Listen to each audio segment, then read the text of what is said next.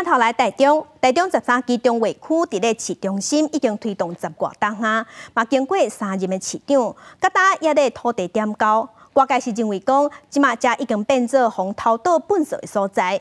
地政局有表示，因逐个月拢会派人去巡两届，若已经点交出去的地是要由地主来负责环境的卫生。环保局嘛有讲，有伫迄个所在按4期监视器会加强稽查。电话区的围篱啊，互人挖破一大坑，内底外口拢交粪扫。台中13期公办土地电话区目前当伫进行土地点交作业，暗过四周围定定互不法人士乌白弹甲倒粪扫，互民众看到一直害头，认为当地暗时较暗是主要原因。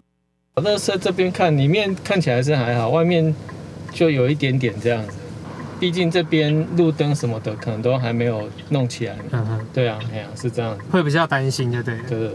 因为不要看这里没人住，对不对哈？它灯可能就减少了吧。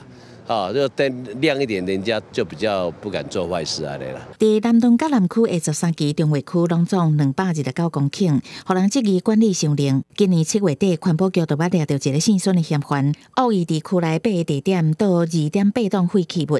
9月开始，环保局设4期监视器，也陆续有抓到民众乌白弹粪扫。暗过类似的状况也是陆续伫发生。负责中卫的地政局表示，目前已经有73%的土地点交予地主。环境卫生会由地主来负责，也未点交的土地每个月拢会派员巡查2届，而且有编列1476万由警察局设监视器。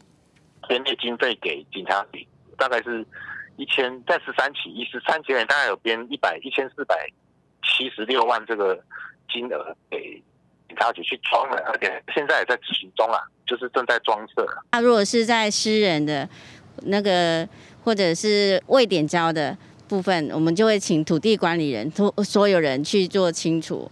那如果他们逾期没有改善的话，我们就会依那个环境清洁维护自治条例或废弃物清理法去罚他们1200到6000块。环保局讲，无论土地所有人是地政局还是民众，只要有蹲粪扫，甚至是杂草伤悬，拢会要求所有人限期改善。超期无改善，就会代替强制清除，后续会追偿费用，并依照费清罚罚清2至6000块。记者综合报道。